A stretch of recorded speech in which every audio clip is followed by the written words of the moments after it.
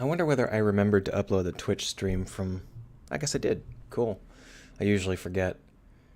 Okay, so... No, that's some tutorial on the dynamic paint tool. Alright, we're live. Let's go ahead and tell the world. Streaming game dev, doing level work. Gonna make them levels work.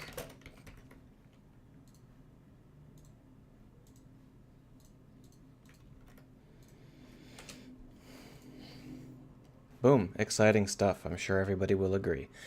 Alright, so assuming everybody can hear me now. It still says I'm offline, but it says I'm streaming at the same time. So everybody might not exist yet. But if you can hear me, let me know. What we're going to do today is we're going to take this thing that we created the other day. I'm going to go ahead and tweak it a little bit more, and then we're going to put it into our game worlds. And that way we'll be able to actually encounter it in the wild. And I'll tweak it so there will be a couple of different difficulties. Maybe it'll set off the scanner in the higher difficulty levels. It'll set off the scan as well as doing this stuff. Excuse me. I got hiccups. Okay, so we've got this set up properly, but the particles aren't really very convincing right now.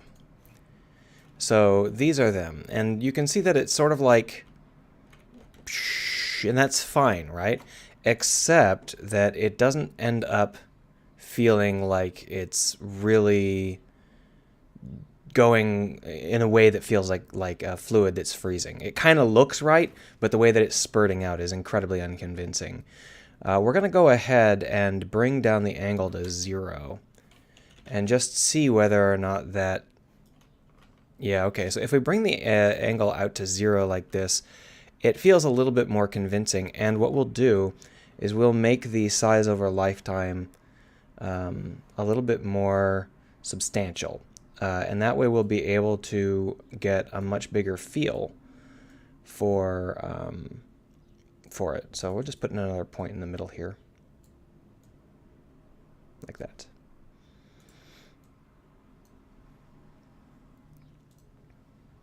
Just tweak it until it feels right, and then hit restart. And you can see how tiny that is. So what we're going to do is we're going to increase the thickness of these points. This particle system start size is going to be 200.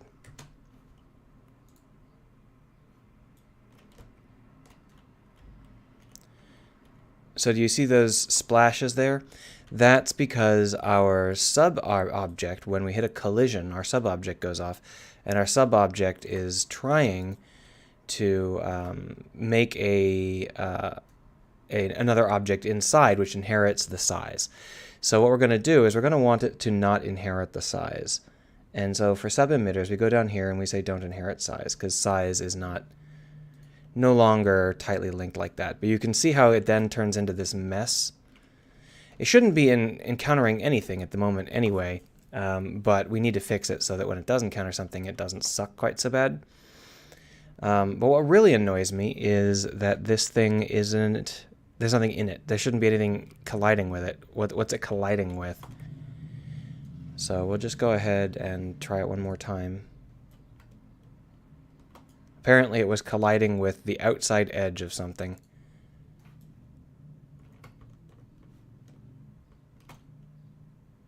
Alright, so let's go and move this whole shebang over to the side where we'll be able to see it collide with something properly. And then we'll turn it on and see how the collisions actually look. So you can sort of see that they are not exactly what we want them to be. So we're going to take a look at the splash and we're going to see what's up with that. The splash, if we change this emission, we can just increase the rate. Oh, it's not going to ever show me, is it? Because it's it only shows you when you're this is a sub-object, so we're going to have to create another object and turn that on. And we'll adapt this object, and we'll figure it out. So this is... Where the hell is it? Is that it there? Kind of off in the middle of nowhere? Let's bring it down to 0, 0, 0 and take a closer look. So this should be playing. Okay, there. That's the mouth hider, isn't it? Is that the splash? No, that's the whole shebang. You can see how it's not giving me any sort of visuals. Oh, there it is. It's just teeny tiny. Okay. So what happens if we just increase the size? Because we had to stop inheriting size, and that was the issue. So if we increase the size to 50, I bet we will end up with something that feels about right. We'll delete this guy. Now the problem is that there was something about trails or something. It was creating some unusual patterns that didn't make any sense.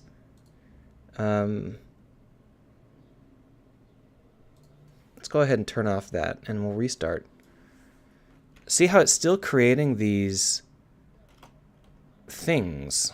It shouldn't be. There's nothing in this sub-emitter that should be able to create that kind of visual.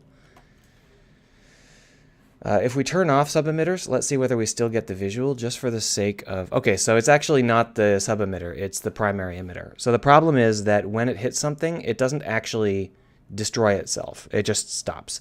So what we're going to do is we're going to turn on self-destruction so that it doesn't create those weird visuals. Unfortunately for us, that means that it's not creating the particles either. It should create the particles at the same time. That's interesting.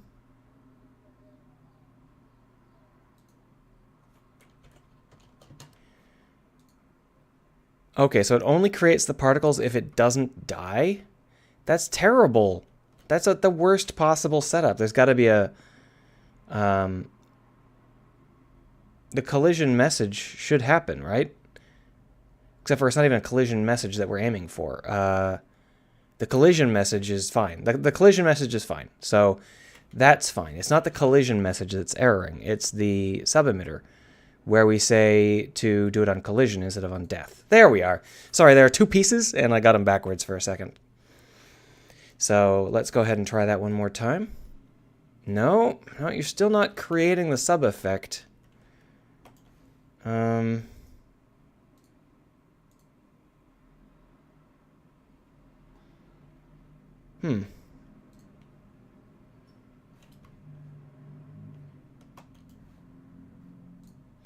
Let's inherit everything and see whether or not it can be seen. No, okay, so there's something where this is not actually working when we try and inherit it on death. I don't actually know what's going on there. That's a shame, because the way that this works is that when it hits something and stops, it looks really bad. So when we don't turn off the... no, that's the radius scale. That's not what I wanted to fix, sorry. I wanted to be max kill speed. So if I were to turn up the... Okay, so I think what's happening here is I turned down the size of the collider, and it's no longer colliding. So we're going to go ahead and just move it up a little bit and do it one more time. There we go. Now, this particle effect is visible. Is it going to be bad enough that I need to change something? It's just that it's got this chatter that doesn't make any sense. We're not even using trails, so I'm not sure where that chatter is coming from. Oh, we are, okay. So what we've got here is that all of that stuff is correct, but when we hit the wall, I don't want the trail to keep updating. What if we turn dampen to 1? What'll that do for us? Oh, it stops it here in kind of the middle of nowhere. Let's reduce the radius scale even further. No, it's not... When I turn on damping, it ends up being weird and crappy. I'm hoping that there is like a sweet spot. Let's go ahead and keep trying for a sweet spot here. No, I have to have it damping 0 in order for it to even look vaguely right. But what I really needed to do is just stop. You can turn on the bounce. See what happens. It's actually better somehow.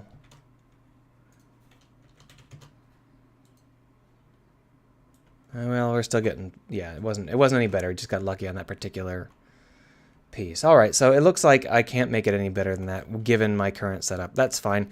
We'll go ahead and live with that for now. This ice pipe should be safeable as its own prefab. We'll just go ahead and check that. Great, so you selected something and then didn't take me to it. Perfect, Unity. There we are. So it's in here as ice pipe, but we're going to need to put it into a lot of these elements. And what we're going to do is we are going to create a couple of ice pipes, and we're going to put in a delete on play for these ice pipes. So there should be a chance to delete on play. Here it is. Just drop that in there. And what we'll do is we will delete it in a certain, percentage of the time. So we're going to go ahead and apply that so that it happens to be like that. And then we're just going to go ahead and duplicate it and move it over here. And maybe we'll rotate it so it doesn't have the exact same visual. And then what we'll do is we will make that our new cargo module LCut. And the idea is that when we hit play, there's a 70% chance that each of those will be deleted, which means that in a long line of these, you're only going to find, one or two or three at most. And that way we'll be able to really get some pretty good results. So in this case, both of them were deleted, which is fine. So that means that we're going to have to go ahead and drop the other modules in here so that we can do all of them. So going to need the LCut, the JCut, and the CrossCut for the cargo modules. Here they are. And we'll just drop in our new buddy, the ice element, which is under hazards, I believe. Prefabs, hazards. Ice pipe. Drop. And so unfortunately for us, it is a little bit, I guess it's pretty close to on center there. Just move it. Just tuck it into this corner here. And then we'll, do we have to push it back at all? Yeah, I think we should push it back. And then we'll duplicate it and move it over here. Maybe up a little bit. Rotate it. There. And then we'll save the cargo module LCut. Delete it. Now we got the JCut. Boom. And we'll just go ahead and move it into place.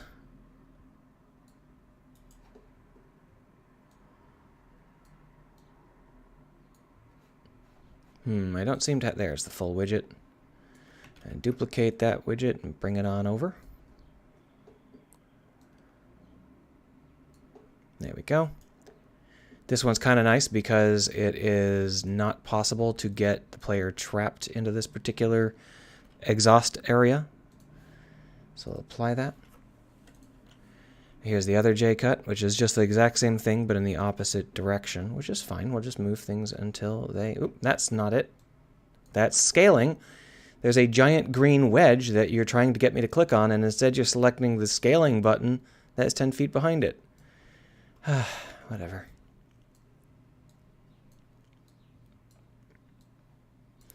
So both of these need to be pulled back a little bit. They're both too far forward.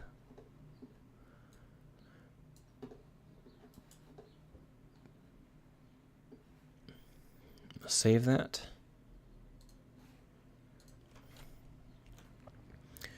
Here's the CrossCut. Just put that in there. Oh, that didn't actually fit, did it? Delete that. Now put it in there. And the CrossCut is really quite wide open. I think what I'm going to do for this is I'm going to actually angle them in different directions just to give it a little bit of uniqueness.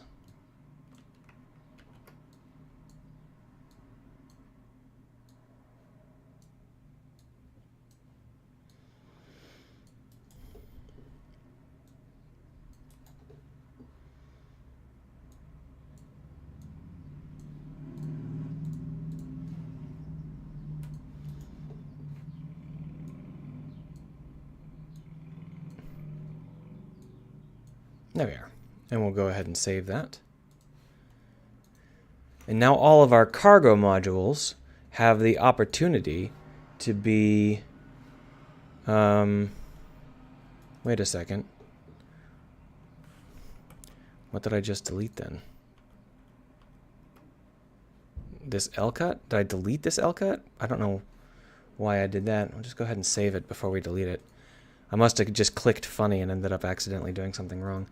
Either way, what we're going to want to do now is just try that out by turning the level builder back on. Boom. And we'll cruise on over and see whether or not those actually happen. Of course, we're going to need to find something that has cargo. I turned the level builder back on, didn't I? For some reason, I hit 4 there instead of here, because I'm just brilliant like that. Alright, so, cargo space. Ooh, that's a long hang. Did I forget to turn one of the larger chunks off? I think I did.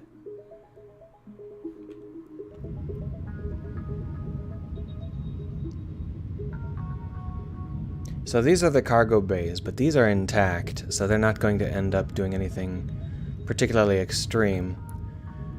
We can come back here, we can actually grab some fuel if we want, but what we're really looking for is stuff. Oh, well, that's definitely working. Something around here is scanning. Wow. There is a little bit of a bug in our chatter system there, because that's not supposed to be spamming like that. So we're going to go ahead and go into the universe.say and get it to stop spamming, because it's supposed to have a lockdown where it doesn't say the same thing that it's already trying to say. All I have to do is find the damn universe. Debugger universe. There it is. Grind, grind, grind.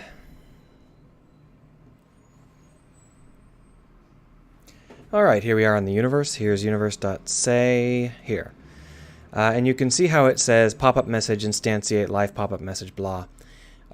So we're trying to check and see whether a particular message already exists in the pop-up message system.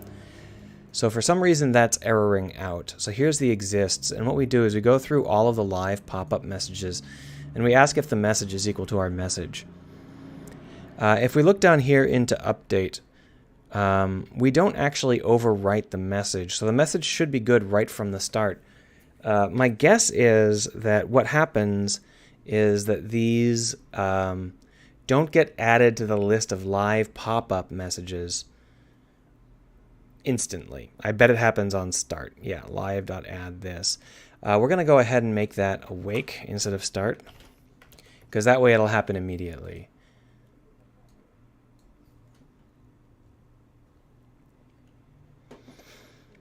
Because it appears like a whole bunch of them turned on in the same frame, which I'm going to have to probably tweak. The range might be too long.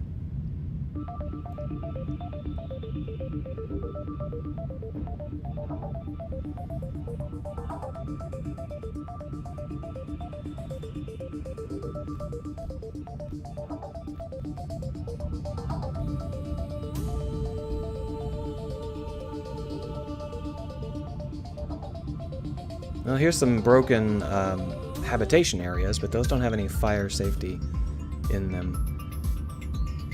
I think that's it. I think that's the whole level. I just blew through it all as fast as humanly possible.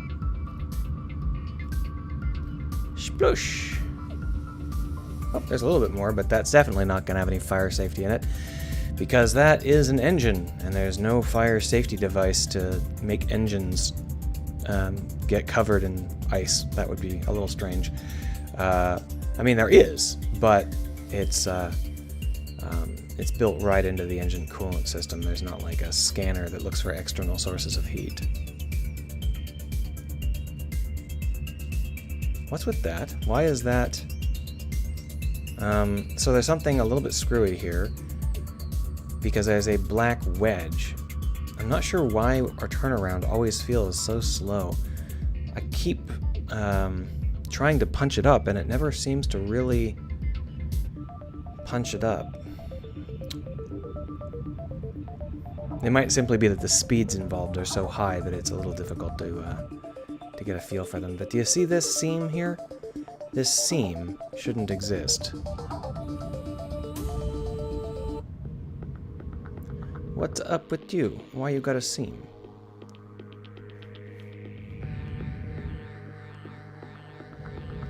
Are you two different materials? Is that what's going on? You must be two different... Yeah, you're two different materials. One of you is hull and the other one is prox hull. Alright. So we're going to go ahead and drag that object in and fix up those materials on it. That is under destroyed parts... oh, no, wait. It's under level chunks. Island engine. Just come on over to it. Muted says, why is a scheduled scan a warning? Because if they find you, they will shoot you.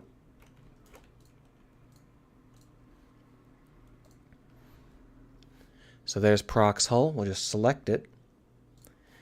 And then here in the engine island tip, we'll drop it in. Prox hull. There. Much better. Thank you. Go ahead and hit apply. And then we'll delete that from our scene. Let's go ahead and try it one more time.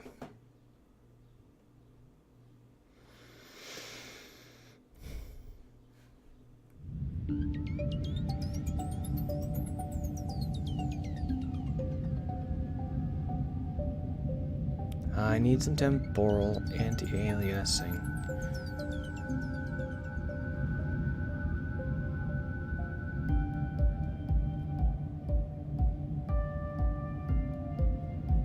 I don't like how that seems to be animated at a lower frame rate than everything else. I don't know how that could possibly be. Gosh.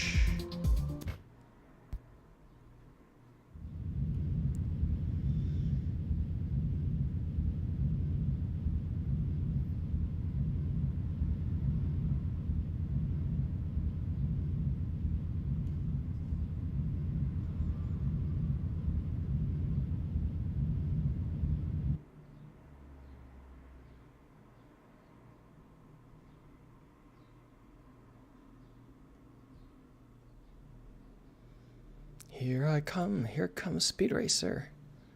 Crash. So we've definitely got some fire safety stuff happening here.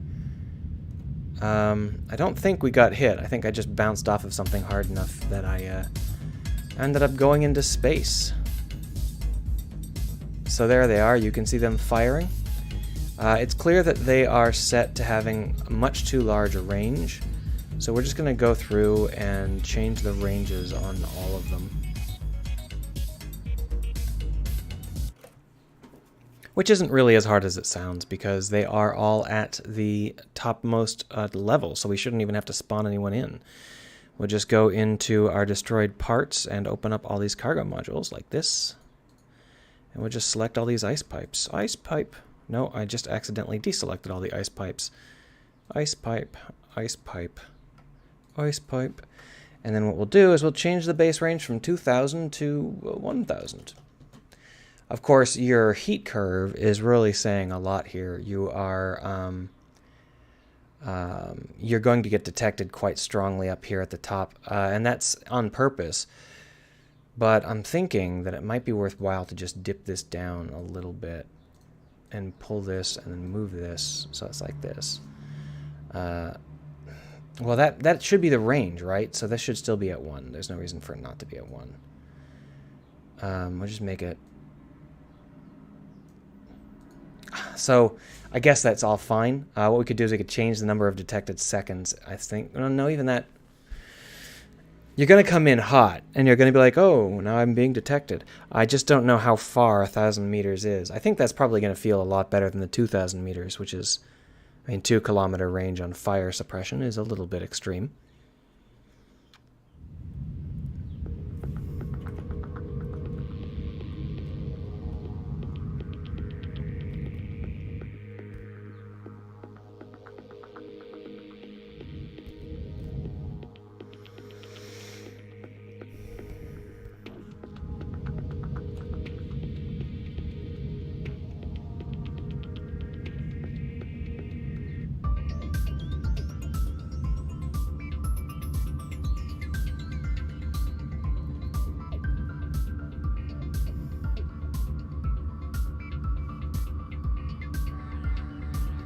Oh, that is not a piece of debris. That is a girder.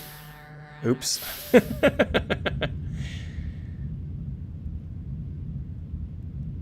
That turnaround just feels wrong. It feels too slow. I'm going to go ahead and punch up that turnaround again. It's too slow. And that would be in the player control. There we are. Just open this up. And so what we have is down here is it in a line that we're looking for here? Yeah. So what we're trying to do here is we're changing the rigid body. It equals the new heading plus the non-heading vector. Basically, we are pushing it along the vector that we're trying to go. And here's what we do. From the current heading to the intended heading at thrust quantity. But thrust quantity is, here's the problem. Ship rigid body velocity magnitude is less than 10. We're going to change that to less than 50. And then we're going to go ahead and divide this by 50 and multiply this by 10. There we are. And that should give us a massive, massive boost at the lower speeds, which is kind of what we want. But really what I should do is I should make it so that we get a massive boost when we're going backwards. So we're going to go ahead and undo everything I just did. And what we're going to do instead is we're going to check and see whether or not the direction we're trying to go is in the same direction that we're trying to get to. So the non-heading vector is the current heading versus the intended heading. If those are in opposite directions, we're going to want to multiply our thrust quantity. If vector3 ...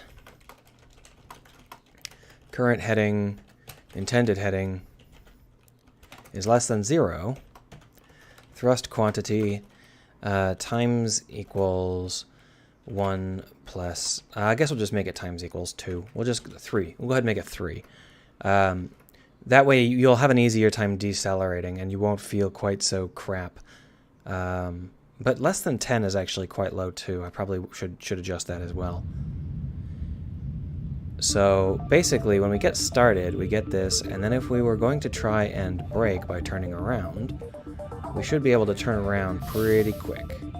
Yeah. Of course, this is at a pretty low speed. That worked. This is at a pretty low speed. So what I probably need to do is check it at a higher speed. But first I've got to change this so that it's actually a little bit more aggressive. There, that should all work great. So if you're drifting backwards at a low rate of speed, you're going to end up getting quite a kick. But that's actually on purpose, because what that means is that if you tick backwards and then you tick forwards, you're not going to drift backwards for a while. It's not going to feel sluggish. At least I hope not.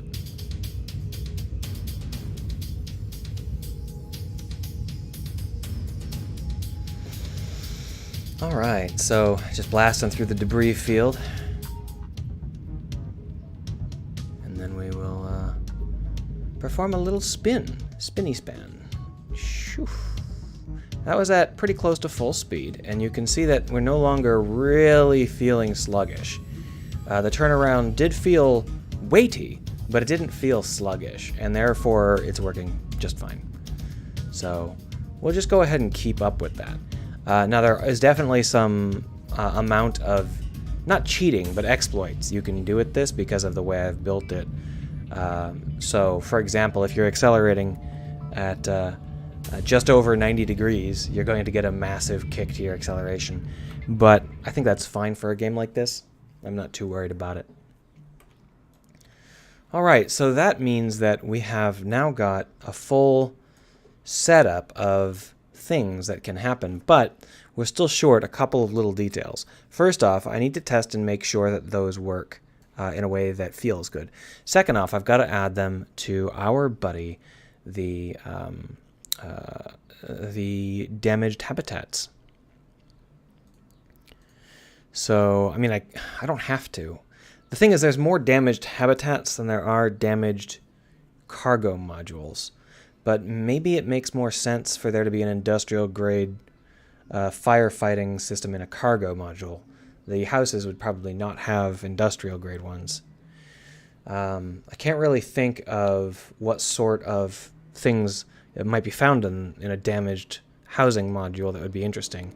Like security, like if you bump them, the doors, it's like, oh, someone's kind of trying to come in through the door. I don't know. I can't think of anything good, so we'll leave it like that for now. I'll try and think of something later.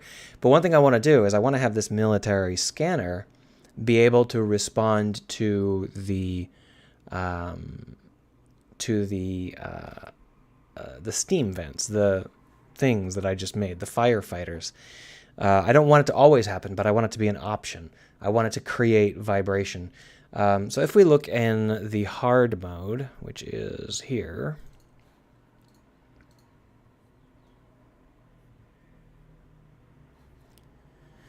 we can figure out what's going on with the military scanner.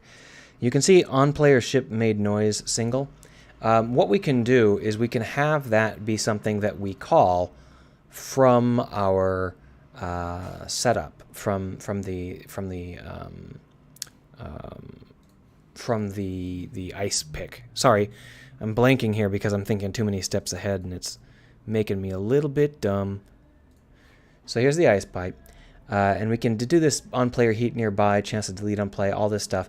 But another thing we can do is we can set this up to fire a noise setup. We've got two options. We can have it happen all the time, and we can have it on player knockback. I think having it happen all the time is a little bit more fun. So let's go ahead and put that in here. Public bool causes, or public float causes detectable vibration equals 0.2f. And then in here, we're going to go ahead and say if fresh play and bast range, if causes detectable vibration is greater than 0, then player ship dot I guess on collided is the one that we're looking to do. So dot invoke, and then pass it in that value, causes detectable vibration. A bit hacky, but this is what the scanner looks for. The other option is we can go out and find the military scanner and tell it to respond to a vibration. But there are other things I want to do with vibration other than the military scanner. I want other things to react to it. So this will always have people come and look for the player ship if you set off a fire system. So I think that's probably pretty good. Let's go ahead and see how balanced it is on hard mode, because this level is supposed to be tough. Uh-oh, this is actually really dangerous. Fortunately, we got our new kick in the pants acceleration, so we should be able to reach safety before the scan happens.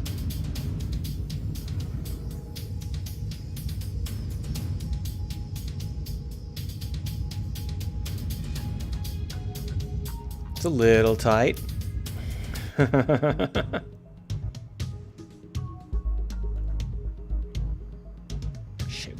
Shoot. We brake a little bit better than I thought we were.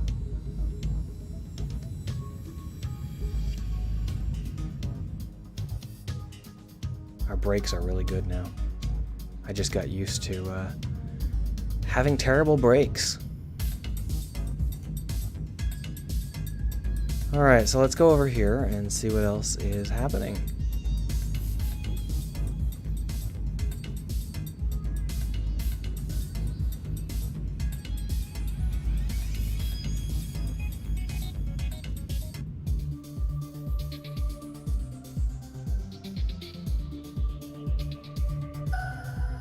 There's a crypto lock over there. Let's go get it.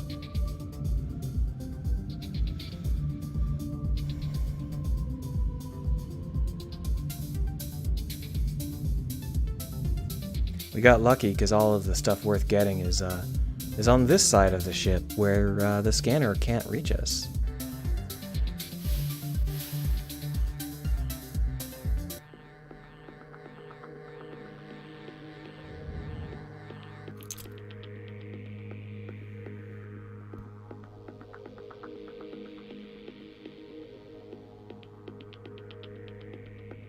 Come on. And off we go. Maybe the military scanner should be part of the music system, since it is the primary threat. It might feel a little bit strange if you're playing calm, gentle music when the military scanner goes off.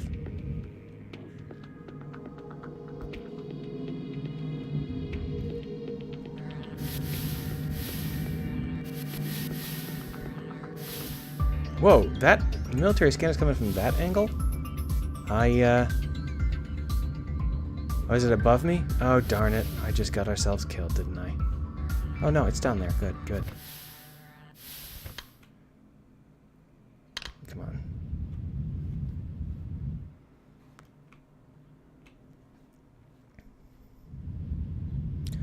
I lost track of the military scanner. I shouldn't have done that. Alright, let's grab ourselves an industrial component. Got it. Yum, yum, yum.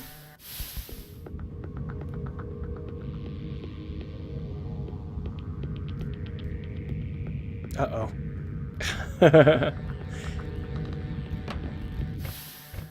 There's a couple of questions that I have about the best way to handle that. And I'm starting to think maybe I should be doing a raycast and not going off until...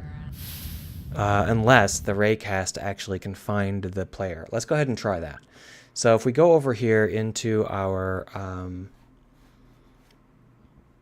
system, here we are, ice pipe. Get this on-player heat nearby. We're just going to do a raycast to it.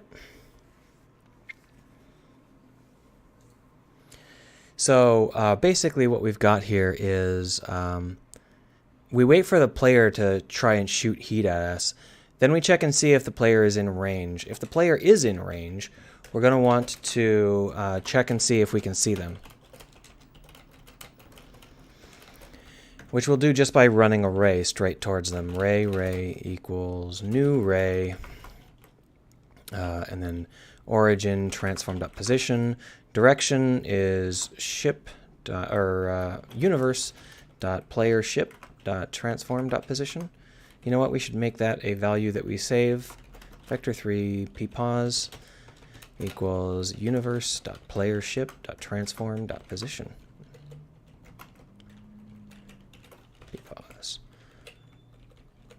Ppos minus transform.position.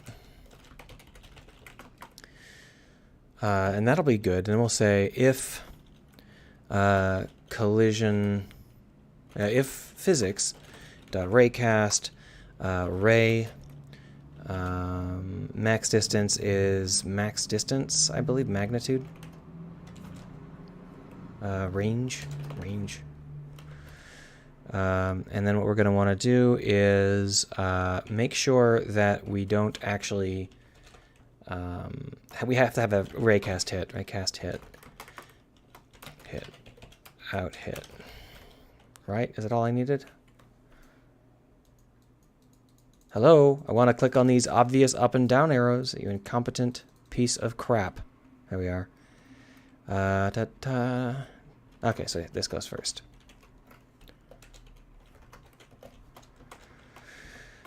And then what we'll do is we will go ahead and say if there was a collision, then we want to check and see whether or not the hit was the player ship. If hit dot transform dot has parent contains is inside child of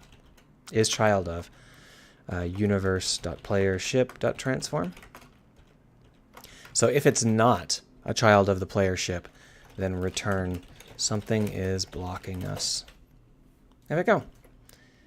So with that in mind, we should have a much better job, a much better ability to actually prevent those things from firing before the player gets close enough to see that they might fire. I think we'll get a chance to try it right away. Is that a damaged cargo ship? Because if it is, that's what we're looking for.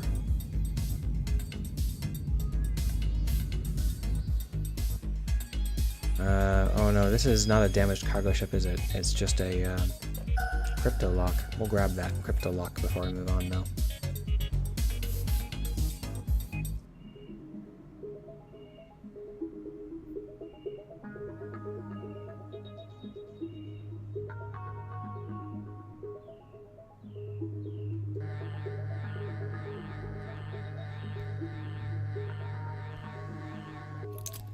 got it.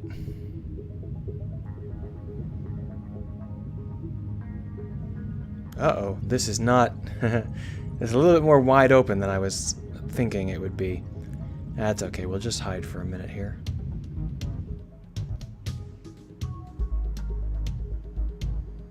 Because you can see how it's turning straight towards the military scanner. That's not going to end well for us if we decide we're going to go that way right now.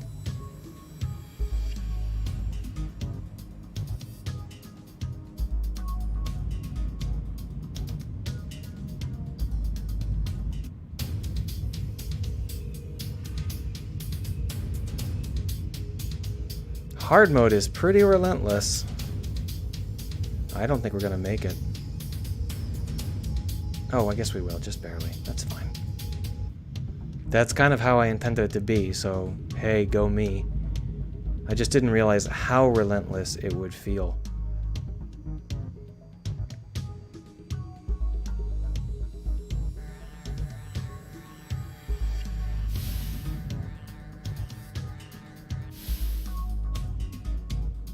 Now, I know that there is fuel in this thing. Maybe I should grab it before I go somewhere else. Fuel tank. There you are. Grab it.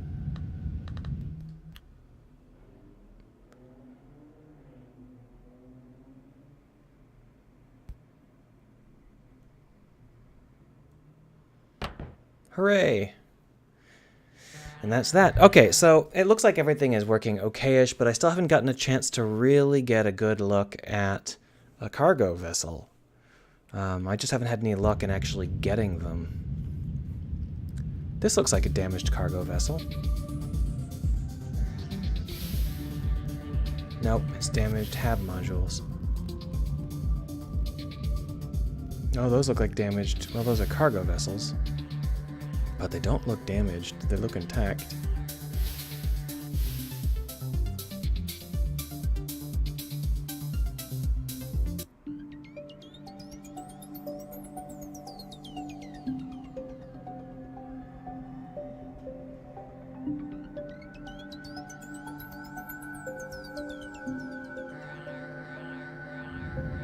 Oh, it's not quite done yet.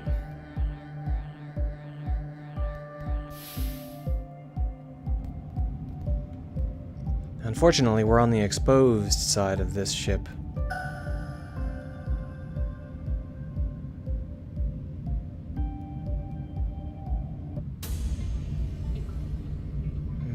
I think we're just gonna go ahead and let ourselves die here.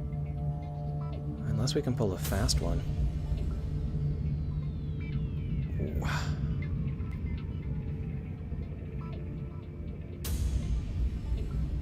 We pulled a fast one. Are we good or are we good?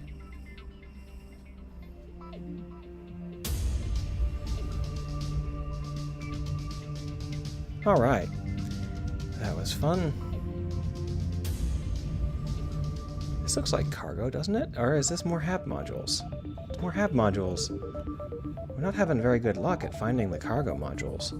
I really should have put in a level forcer, but I never thought I'd need it. Anyway, let's switch back to another level, because the high security level is starting to be grating on my nerves a little bit. Peter Nerlich stopped in. Hello. I have no idea how long it's been since you said hi. I sometimes forget to look at the chat for a while. Ah, okay. So, let's go ahead and see if we can figure out. If we pause this and then we Alt open this, we'll be able to see what it is. We don't even need to Alt open it, we just need to open it. There we are. So when we do that, we'll be able to see what it is immediately every time afterwards. So you can see how that's a resident rail. I don't need a resident rail. And then we've got a routing module, don't need that. A ranged routing module again. Our luck is terrible. Ah, there we are, cargo rail. Good, let's go get it. Peter says I didn't keep him waiting. Hooray. Today we're just double checking a new challenge and tweaking some of the difficulty levels. And I'll be releasing a new build when I'm done here, which is probably about 5-10 minutes. So even though you just got here, I'm about to leave. But obviously I'll answer any questions you got before I go. But I gotta go ahead and adjust this. Hope it doesn't make a lot of noise. Because for some reason, my mic had fallen down and was trying to hear my heartbeat, which isn't really loud enough for the mic to pick up. Okay, so there is at least one missing element here, but that's okay. Did you see that? We got a fire detection trigger. So one of these things is a fire hazard.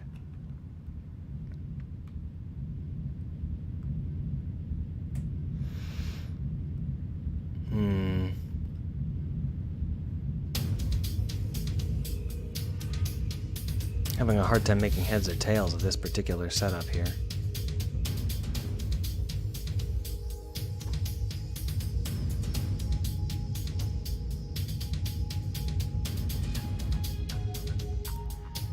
It might be better if I... Whoa, there's one! It might be better if I linked them to the resources that you get from those, just so that way you won't necessarily have resources for free. But what I could do is I could make it based on the level. So what we'll do is the various levels, we'll add in a new...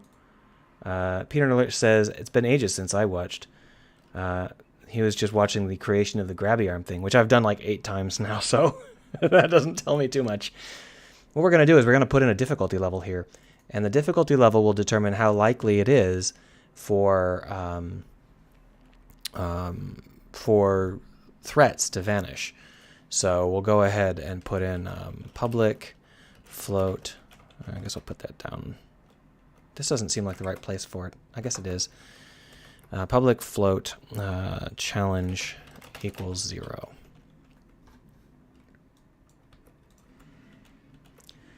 And what we'll do is we'll also modify the destroy on awake so that it can take that at some arbitrary amount.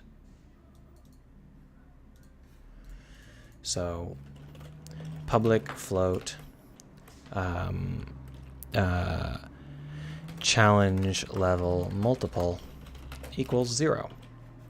And what we'll do is in here, when we awake and we try and determine whether or not we are trying to do this random.value, our chance to delete is going to be modified by our challenge level multiple. So chance to delete plus challenge level multiple times level builder dot live dot challenge. There we go. And now all we have to do is go through and modify the various things so that they respond to that challenge level. And the easiest one to do is our new ice system. So we'll go into our hazards. No, it's not going to be our hazards. It's going to be our destroyed parts here. We'll just reselect all these ice pipes.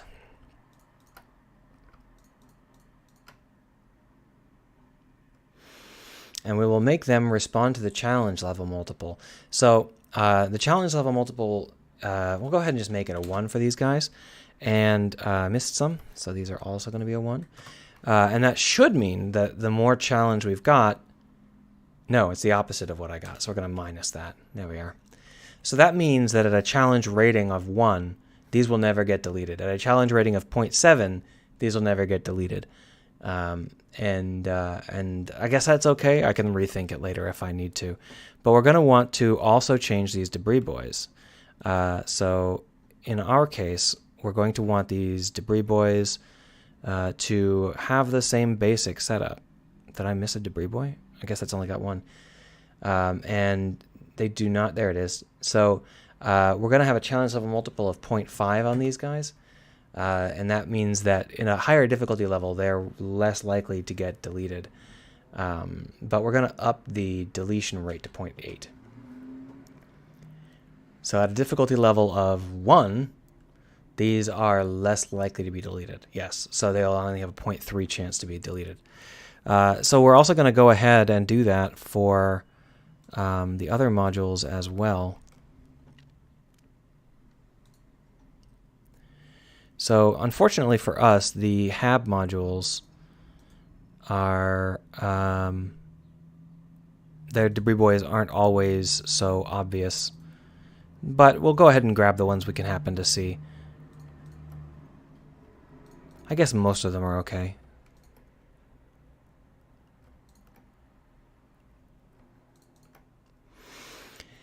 And what we'll do is we'll give them a challenge level multiplier of 0.5, I guess, 0.4.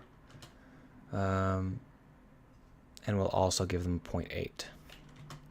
There we are. So that means that you're more likely to find that stuff in a cargo manifest, in a cargo bay. And that makes those cargo bays worth finding, right? In fact, we might even increase this to 0.9. And what we'll do now is we'll just pop on over to those other levels and set them up, because the default level builder setup doesn't have the challenge level that they need. So this one's going to be 0.4, and then for the high security area, it's going to be 0.8.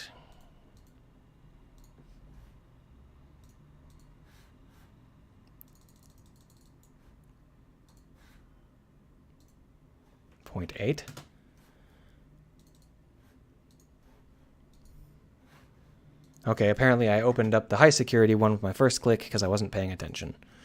Fine, it's all good. It's all good. All right, so now what we've got is a low, medium, and high security zones that actually have more loot. Not just better loot, but more loot. So here in the medium security zone, we've already got some loot showing, and we'll just go ahead and pop off so you can see how we're already getting fire safety scans, which is good. That's what we want. We want the player to notice that there is something dangerous happening here. But the spare part can be grabbed without it.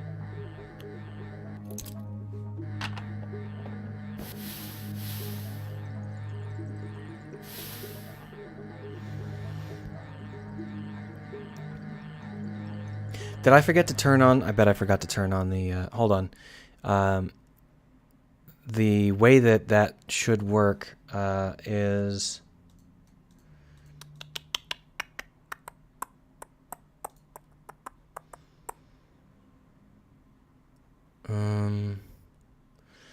the ice elements need to actually tell the object, the scanner, that they are creating noise. So let's just check and see whether I did that, because I might have forgotten. It's within this, isn't it? It's hardship. No, that's not it. It's actually deeper inside. Here it is. Causes detectable, 0.2. So that's fine. They do cause the detectable. Good. Because that means that if you set those off in the high security zone, then you will get scanned. What I think I'm going to do is I'm going to go back over to the high security zone and lower the frequency of the scans just a touch. Peter Nerlich says he hasn't been around since the very first prototype of the grabby arm. That was quite a while ago. So what we're going to do here is we're going to take this military scanner and we're going to go and make it a little bit less aggressive. So 31 to 60. And that'll give us a little bit more time to play around. But we're increasing the number of things that cause it to scan for us. So that should be a good balance.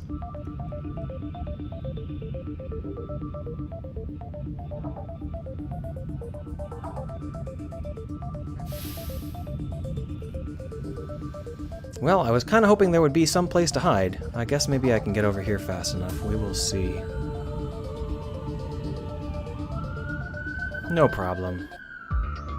Easy peasy.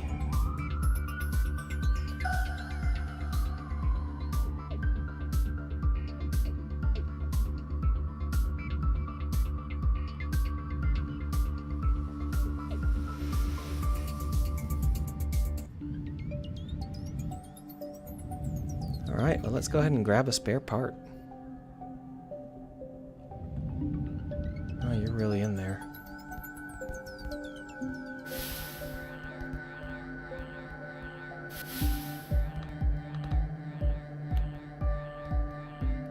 Grab it. Yeah.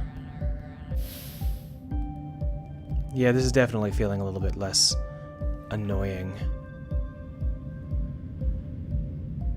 Shall we go see if we can drain a fuel tank? Let's go drain a fuel tank.